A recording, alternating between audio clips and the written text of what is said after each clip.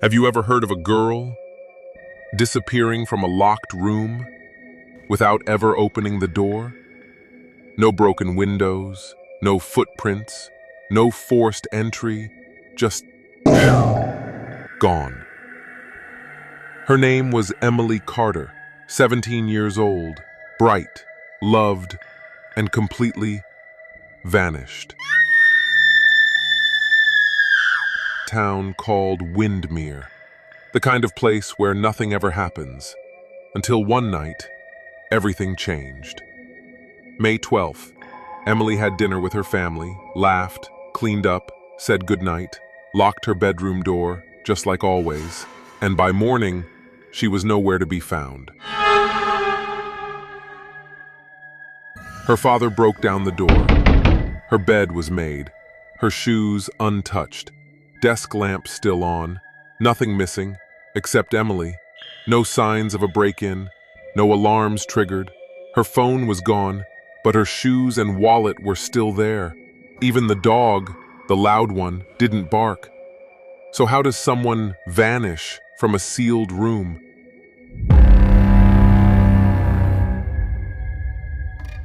Only one neighbor saw something strange, a flickering light inside Emily's room at 3:17 a.m. She thought it was just a flashlight, but Emily didn't own a flashlight.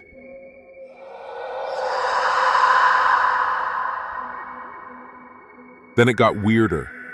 Two other girls disappeared from locked rooms in the same town. One in 1962, one in 1981.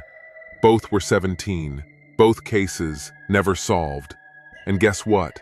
Emily was related to the girl from 1962. Coincidence? Or something much, much darker?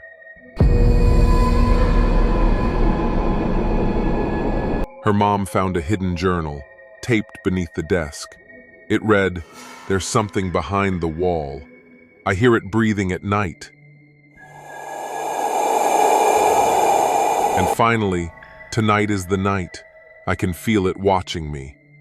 That entry, written the night she disappeared. A few days later, a neighbor reviewed his CCTV footage. 3:17 a.m., a dark figure floating, not walking, hovering near Emily's window. 7 seconds. Gone. Police called it a glitch, but online, no one believed that. Now people are talking. Theories are everywhere. Some say she ran away. Others believe she was taken. But by what? A spirit? A curse? Something ancient behind the wall? Or maybe she never left at all. So tell me, what do you think happened to Emily Carter?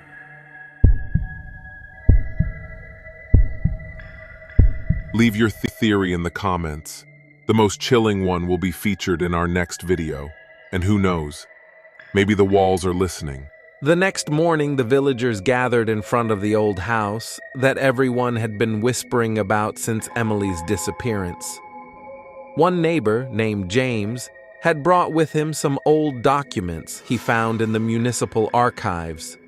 These papers were property records of the house, revealing that it was built over 120 years ago on the ruins of a psychiatric hospital that had mysteriously burned down.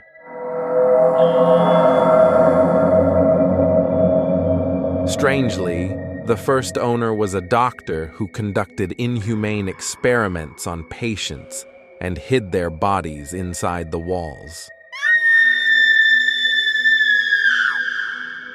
Over the years, no one dared live in it for long. Every resident would disappear within days or weeks. The neighbors began connecting the dots between the shadowy figure floating near the windows in video recordings, the sound of breathing at night, and the stories of tortured patients who died screaming for salvation. That night, James and 3 villagers decided to enter the house to uncover the truth. The deeper they ventured into the dark hallways, the stronger the smell of old smoke became, and on the walls were scratch marks, as if someone had desperately tried to escape before dying. In the basement, they found a rusty metal door. Behind it was a room filled with old iron cages and strange symbols drawn on the floor in blood. But the real shock came when the back wall shifted, and behind it was a narrow cavity holding human skeletons, some the size of children. Suddenly, the lights went out, and the temperature in the room began to rise. From the darkness emerged that floating shadow, but this time with twisted features and blazing eyes. The very walls began to burn from the inside, as if the fire had been waiting for a century to be unleashed. James shouted, "Get out now!" And they all ran toward the front door as flames devoured the corridors at terrifying speed.